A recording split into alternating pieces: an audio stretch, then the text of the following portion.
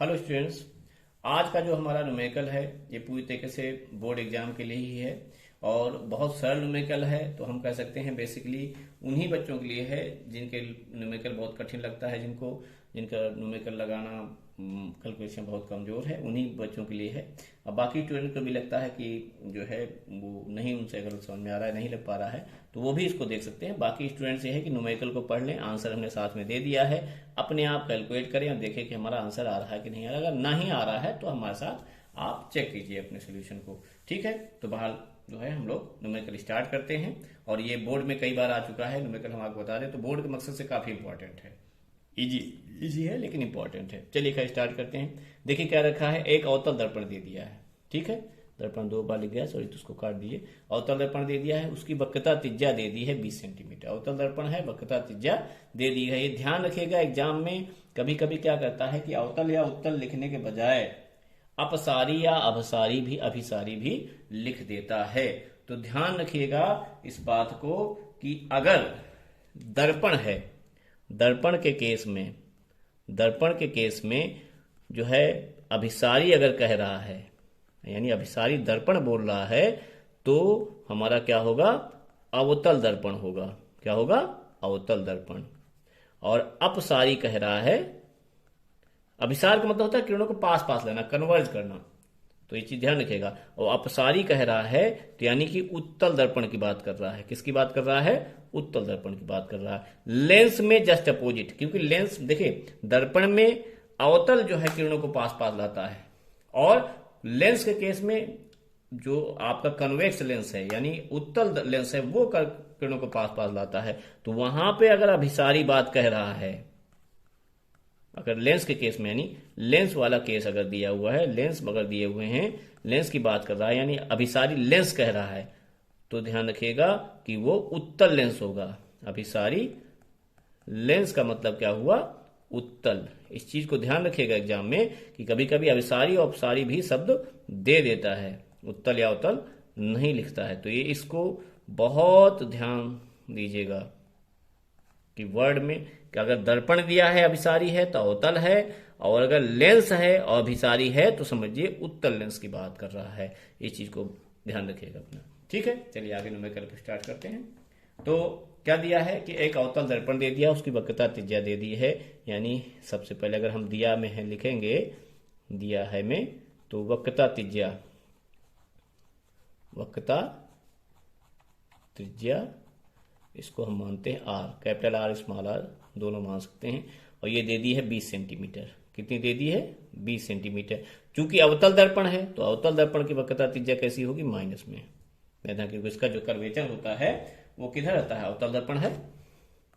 ठीक है, तो जिधर से प्रकाश की किरण आती है इधर सीधा इसका वृत्त बनेगा, इसका जो स्फेयर बनेगा, हॉलो स्फेयर, वो इसी साइड बनेगा। तो जाहिर सी बात उसका केंद्र इधर होगा, तो वक्रता केंद्र किधर होगा, लेफ्ट साइड में। दर्पण से लेफ्ट साइड में है, इसलिए कैसा लेंगे, इसको माइनस लेंगे। ठीक, चलिए, तो ये वक्रता त्रिज्या हो गई, ये दे दी है। कोई वस्तु दर्पण से 50 सेंटीमीटर की दूरी पर रखी है, तो वस्तु की दूरी दे दी। हमने बताया न्यूमेरिकल बहुत ही सरल है।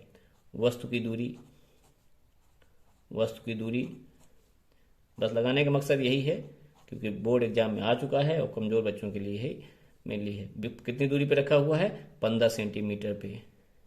हमको मालूम वस्तु भी हमेशा लेफ्ट में रखते हैं, तो ये भी माइनस पे। तो वस्तु की दूरी तो हमेशा माइनस में ही रखिएगा। इस चीज को ध्यान रखना है आपको बोर्ड एग्जाम के लिए। बनने वाले प्रतिबिंब की विशेषताएं, विशेषताएं का मतलब क्या होगा, कितनी दूरी पर बन रहा है, कितना गुना बनेगा, बड़ा बनेगा, छोटा बनेगा, कितना गुना बड़ा बनेगा, छोटा बनेगा, और उल्टा बनेगा या सीधा बनेगा, ये चीज हमको पता करनी है। तो प्रतिबिंब के बारे में हमको पता करना है, प्रतिबिंब की विशेषताएं, विशेषताएं। तो विशेषताएं का मतलब क्या हो गया, ये हमको पता करनी। तो विशेषताओं में क्या हो गया, एक तो v पता करना है कितना होगा, ठीक, मैग्निफिकेशन आपको पता करना है वो कितना होगा। ये चीज एक तरीके से आप कह सकते हो, दोनों चीजें हमको पता करनी। ठीक है, सबसे पहले अब जो है, सबसे पहले तो हमको मालूम दर्पण सूत्र के लिए f पता होना चाहिए।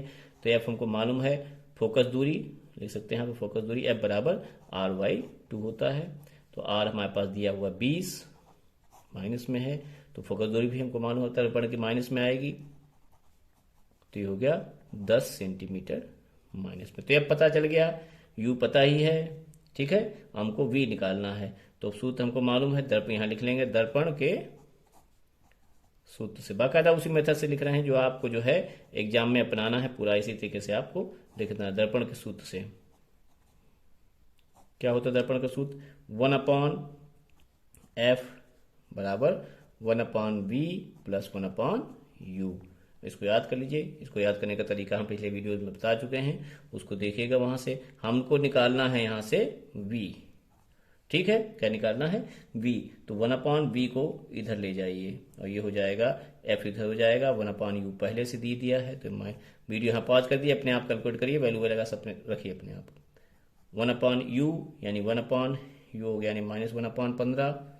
ये सारी चीज़ें हम क्लियर कर चुके हैं। माइनस प्लस कब लग जाएगा, और ये माइनस माइनस हो जाएगा प्लस 1/10, ठीक है। इसको कैलकुलेट जब हम करेंगे तो हमारे पास देखिए कैलकुलेशन, इसको देख लीजिए कि हमारे पास कैलकुलेशन देखिए इसमें हम कर रहे हैं कि 1/v बराबर आया हमारे पास 1/u माइनस 1/f, ठीक है। 1/u का मतलब हो गया 1/u, u का मान हमारे पास क्या है 15 सेंटीमीटर, 15, तो माइनस का 15, और ये माइनस 1/f, f का मान है -10। तो हमारे पास ये जो आंसर आ जाएगा माइनस प्लस माइनस 1/15 सॉल्व होके आ गया, और माइनस माइनस प्लस हो गया 1/10। तो ये जो हमारे एलसीएम अगर इसका लेंगे तो हमारे पास आ जाएगा 30, ठीक है। 30 एलसीएम आ जाएगा, 15 दूनी 30, 15 दूनी 2 एकम 2, -2, 10 तियाँ 30, 30 एकम 3। तो ये विपरीत चिन्ह है, घटेगा, बड़े में से छोटा घटाएंगे हमेशा, माइनस है प्लस है विपरीत चिन्ह है तो घटाएंगे हमेशा। 3 में से 2 गया 1, चिन्ह उसका लगेगा जो बड़ा है, यानी प्लस का ही चिन्ह रहेगा, 1/30, यानी v जो हमारे पास आ गया वो कितना आ गया 30 आ जाएगा, 30 सेंटीमीटर। आप यहाँ से इसको कैलकुलेशन को चेक कर सकते हैं, बाकायदा कैलकुलेशन है पूरी, ठीक है। और तो यानी हम ये v जो हमारे पास आ गया, v आ जाएगा 30 सेंटीमीटर। और ये भी आप देख सकते हैं, एक बार इसको चेक करने के लिए भी आप चेक कर सकते हैं कि जो फोकस दूरी 10 दी हुई है और वस्तु जो है अवतल दर्पण से कहाँ रखी हुई है,